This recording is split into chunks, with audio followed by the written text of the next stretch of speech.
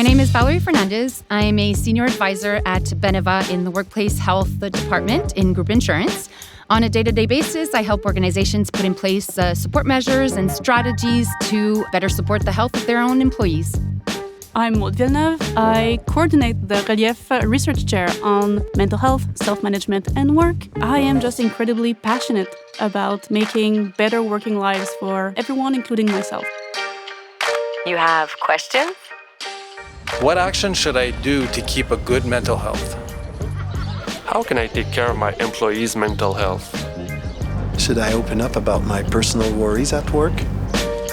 We're here to answer them. Hi, welcome to the Beneva podcast, Ask the Experts. I'm your host, Catherine Duranceau. In today's episode, we'll explore the complex nuances of organizational health and we'll dive deeper into mental health. In today's era, the companies must provide a healthy work environment for employee retention and also sustain productivity. But the topic of mental health can be daunting. So how should we manage that? Well, we've got some answers for you. Valérie, Maude, glad to be with you today.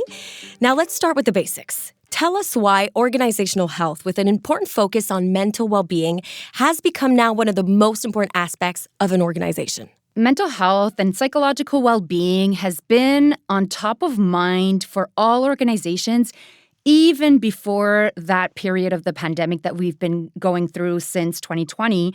It enhanced the need to address it more importantly. It's also a way of creating retention for employees to show that the employer cares about the global well-being of the employees, and that goes through physical health, psychological health, social well-being, and it's a whole. I think that we have to address it in the same way that we want to address physical health and prevention of musculoskeletal disorders. We talk about it more and more. It's positive that organizations are finding a way to show that they care about their employees, and that's the most important thing. And that it's not taboo to talk about it. Correct. And if I can jump on that, on the other end of things, employees have such different expectations of work now. For decades, people were willing to endure bad working conditions. But not anymore. Younger generations don't want to suffer at work. They want to thrive. They want a job that they care for. They want a job that has meaning. And all that sums up into having good psychological health in the workplace. It's being healthy in a job that is healthy for me, that has meaning, that I have fun doing, that I'm committed to doing, that aligns with my values. Within a company that's healthy too, that thrives, that cares about me, that has a good culture. So mental health is just profitable. It's cost-effective. It prevents so much troubles on the line. Oh, interesting. What are the signs that an employee is really struggling with mental health, psychological health? When you see that an employee has checked out, whether it's in person or through Teams meeting, like with remote work, when people start sharing less and less, being involved less and less. Nonverbal cues, of course. You can see in a person's face when they don't want to be here, when smiling seems to be like a struggle. And to notice those signs, you need to see your employees. You need to meet with them regularly. You cannot intervene on what you don't see. Mm-hmm. So you need to show up and to have FaceTime with your employees to see, okay, something is wrong, and actually ask the questions, make time. And we've heard a lot of organizations come to us at Beneva that have that struggle because the managers are not used to not seeing their employees on a regular basis. Maybe they have new hired employees during the pandemic that they have never met with them in person, or they don't even know what their regular day-to-day routine is. Do they have children? Do they have parents at home that they're taking care of? They don't know their personal situation. So Maude mentioned to notice how the employee is reacting, but to do that, we have to know our employees. We have to have interaction that maybe is a little bit outside of the tasks that they have to do at work. And so that's a little bit of a challenge for the organizations. And we hear more and more, like, what is the definition of our hybrid mode? Do we want to allow more and more remote working, or do we want to bring back employees more at the office so that we have that connection? Yes. Correct. And I need that connection in life, being always at home, like for my case. I agree. But it's like I'm talking to my computer. Once the Zoom is closed, I'm alone with my animals. Exactly. But that's true. And just bouncing off what Valérie said about remote work and whether or not have people coming back to the office, hybrid work, it's tricky. It's trendy. It's trendy, but it's Also. tricky. It can be the best or the worst of both worlds. Why? It can be the worst if you make people come to the office and you give no added value to being in person. It can be the best if you distribute tasks so that it makes sense. When you're at home, you do deep work. You're focused. You're not interrupted. You do things like reports, analysis, things that you have to put your big brain on. When you're in the office, you work actively on that feeling of connection, on knowing your colleagues, having meetings that have purpose and added value, brainstorming, resolving issues, getting to know each other. So that is a way to make the best and have the best kind of hybrid work. So you have to organize the schedule so that the hybrid work makes sense. So many people are like, I could have done this at home. Yeah, I've got that comment a lot. Like, I could do it from home. I'm doing all this traffic to get to work because I decided to buy a house far from the city or whichever reason. So if you Interesting. ask people to make the investment of coming back to the office and wasting time on commute and money on their lunches, your job is to make sure that they feel that it's worth it. We can't underestimate the impact that social support has, coming from our colleagues, coworkers, coming from our manager, coming from just the organization, generally speaking. So I think that that's the sense of meaning that we're looking for when going to the office. And I think that that can be only positive to bring that back and to show the importance of social support. The best thing you can have to make your work better, a healthier place, is to have as much social support as you can from your boss, from your colleagues, formal, informal, having access to all kinds of information, and fun. It's important to have fun at the office. Yes. Like we're having now. Yeah. We're working. No, we're having fun. We're chatting. And tell me, when someone is dealing with psychological health, what are the direct consequences it could have on their work, but also on the work environment? Just bring it back to your own personal experience. What happens when I didn't get a good night of sleep? What happens when that is going on for a week? How do I feel at work? How do I feel with the children? Am I less patient with my dog? The real key here is to take a step back and look at ourselves. How long has this been going on? That self-conscience that we have to do just will help us better understand and will help us take action into doing better, into getting those tools that we need, and maybe just talking about it. Be willing to see ourselves going through those difficult times, to acknowledge them, to talk about it. Not judging ourselves? No, correct. Absolutely. And I think that that's a whole different story. Yeah. I think I'm sorry. I went there. I judge my own self. Why am I not feeling great today? Come on. We're so hard on ourselves. Exactly. Yeah, and if you want to see about how to understand like the large extent of psychological health in the workplace, we can see it like an onion. Like first there's like the core. Of course, it's myself. It's my own mental health, especially if I'm in a managing position. Then there are other layers around me. So if I'm stressed out and tired, I'll have less empathy. I'll be shorter with my family, with my colleagues, with my employees, with my staff. And then your staff gets stressed out in your team. Maybe they'll create conflict with other departments and other teams. And in the end, it creates all these little gaps in communication everywhere. A little nothing when people are stressed out can quickly become a mountain that separates people. So we have to have a red flag and say like, whoa, something is going wrong. We've got to fix it. And what type of concrete actions can employers take to prioritize their employees and help them out? There are literally hundreds of ways. One thing that is essential to remember is that it's not your big actions that matter. It's little daily actions. It's thanking your employees, knowing their names, having small conversations, being consistent with how you approach them, how you involve yourself, and how you're aware of their work and their lives. It changes so much with every employee, with every organization. It's not a science. It's not perfect. It will never be perfect. It's an art that you learn through trial and mistake, and that takes a lot of self-compassion and a lot of humility. And speaking of humility, being a good manager in terms of psychological health that works requires you to do a bit of an ego check and to make sure we spoke about walking the talk. If your employee tells you that, you know what, in order for me to work my best, I need to have half an hour every lunch hour to just go out and walk. Well, then respect this, be consistent with this, and don't impose lunch meetings on their schedule. Basically, it's a shared responsibility. We have to acknowledge that there is a responsibility that comes from the employee to say, okay, I think I'm not doing well. On the other side is the organization that says, okay, well, I'm willing to take the time to listen and to act on it and to be able to support you and acknowledging that you're talking about it and you're taking your courage, to name it. Exactly. And to be there to support without judging and without punishing as well. That's why you weren't efficient. Exactly. People don't do that, but kind of in that sense of mind. Okay. And that goes through the health culture. Oh, yeah. The matter of shared responsibility, the employers have those great initiatives and we see the difference, but how does the employee have to also take action in their own personal health? I guess that's also very important to make things better. It's an ongoing conversation. Yeah. So first, employers open the discussion by teaching. And giving tools. I'm giving you tools. I'm teaching you about psychological health. Here are some better, more precise words to talk about your working conditions, about your stress. And so you can come to me with a very precise issue. This is causing me stress. And then you can have a large diversity of strategies and tactics and tips that you can try to self-manage as best as you can.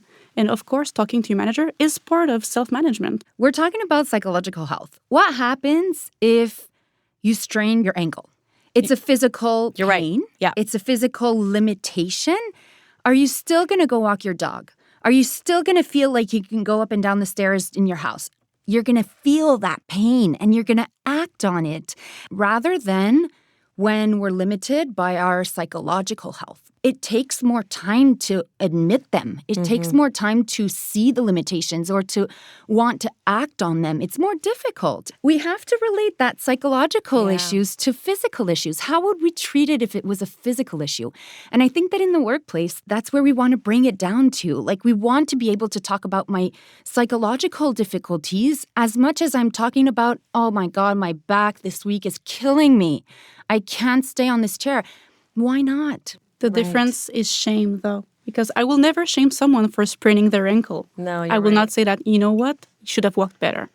But True. When you're getting stressed out, when you're trying to border on burning out, it's a brain sprain. And sometimes you meant really well. A brain sprain? A brain sprain. I like that term.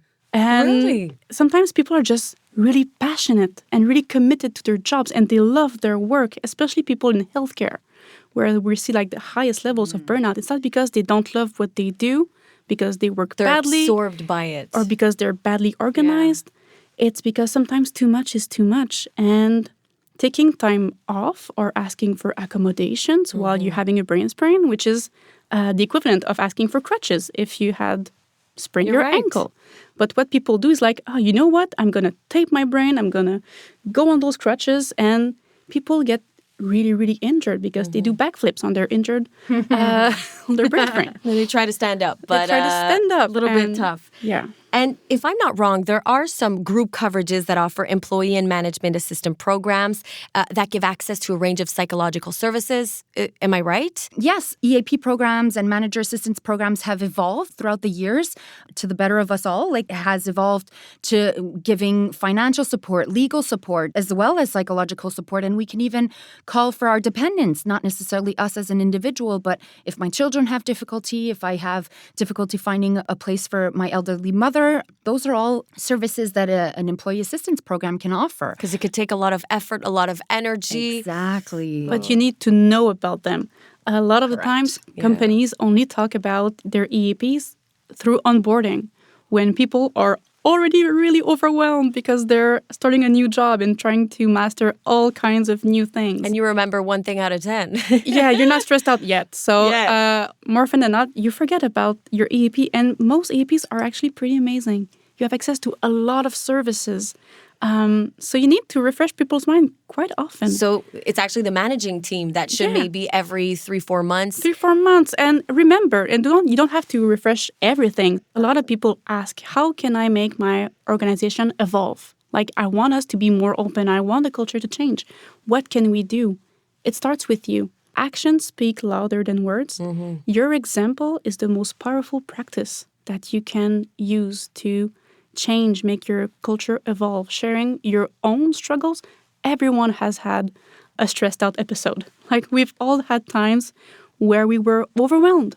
And it's not showing weakness, sharing that little moment at home where it's chaos or... It's being human. But if your employees see you show that openness, then they will feel more comfortable talking about it too. You have to walk the talk. Absolutely. Is it important to always adapt your message depending on the generation you're talking to, different cultural backgrounds? I love Valerie's face was like, of course. Of course.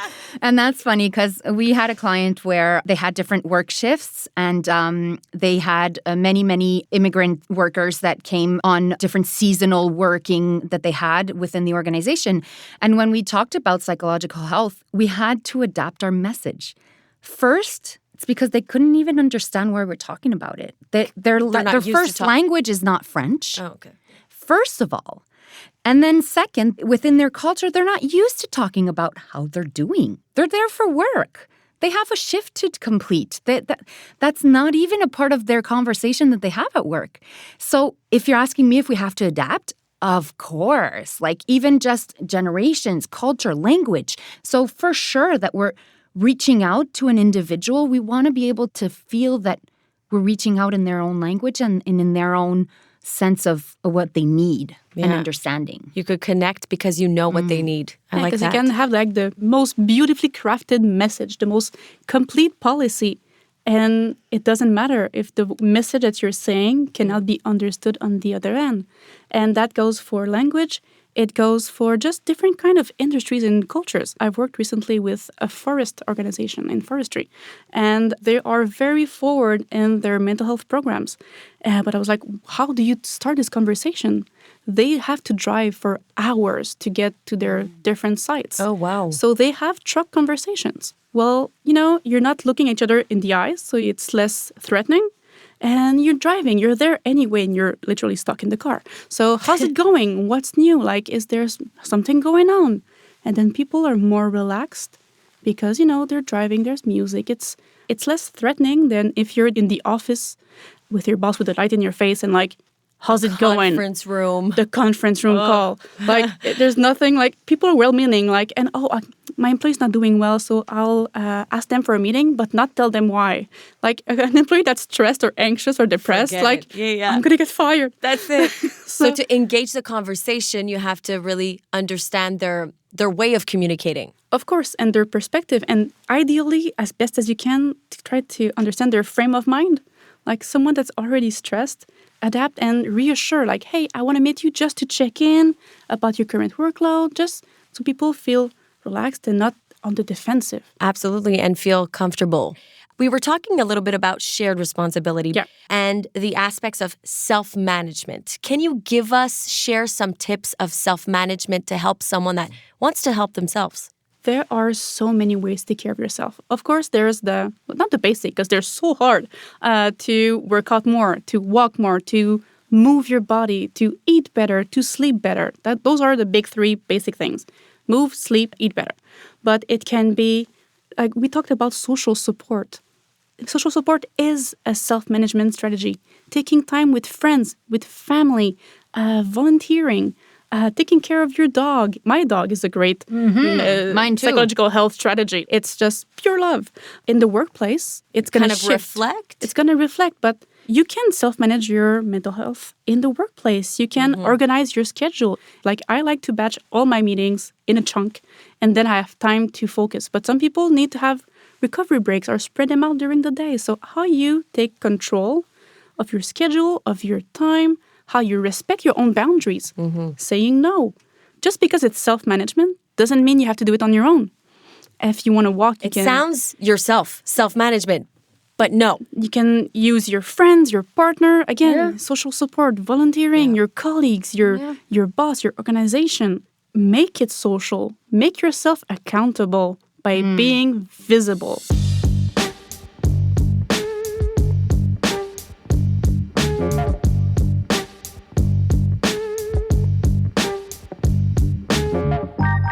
Valerie, Yeah. do you have something you really want to share? Absolutely. At Beneva, we give manager training on how to prevent and support employees that go on disability leave. And beyond our expectations, during the period where we're talking about maintaining contact during a disability leave with the employee that's on the leave, a manager stood up and shared his own story and said, I've been with the company for over 20 years, and I feel like it's important to share my story. I was on disability leave 2 times in my career. The first time I went on a leave of absence for a surgery that I had to get in my back. It was a physical injury. We knew that the date was coming for my surgery. Everybody contacted me to say, how did it go? How's your recovery? When are you coming back? We're excited for you to be back. I felt there was a sense of belonging and that they were interested in my condition. 8 years later, I went on a second disability leave, unfortunately, and this time it was for psychological issues. I went on depression, and I was away for 5 months, and nobody called me. Oh, wow. Nobody. Not one colleague, not my manager, nobody called me. I still have that in my mind. I felt that I was not important to my organization, and keep in mind that I've been in the organization for over 20 years. For me, the sense of belonging is so important. And that person shared their own personal story in front of his colleagues' managers. It was so revealing, so important to address the impact of social support that we mentioned earlier today, and the impact of the sense of belonging, the lack of sense of belonging that could negatively impact the psychological health of an individual. And the difference between a physical and a psychological injury or disability shouldn't be that big. The human being behind needs that social support, whether it's physical or psychological. But is it because people don't know what to say sometimes? Absolutely. And that goes through communication and eliminating stigma and giving the tools to managers to have those conversations. And when we address that in the training, we say, just give them a call to see how they're doing. Your role is not to know about their medical condition. It's just to keep that connection and to keep that communication open. It seems like you care. Exactly, to maintain that sense of belonging. Yeah.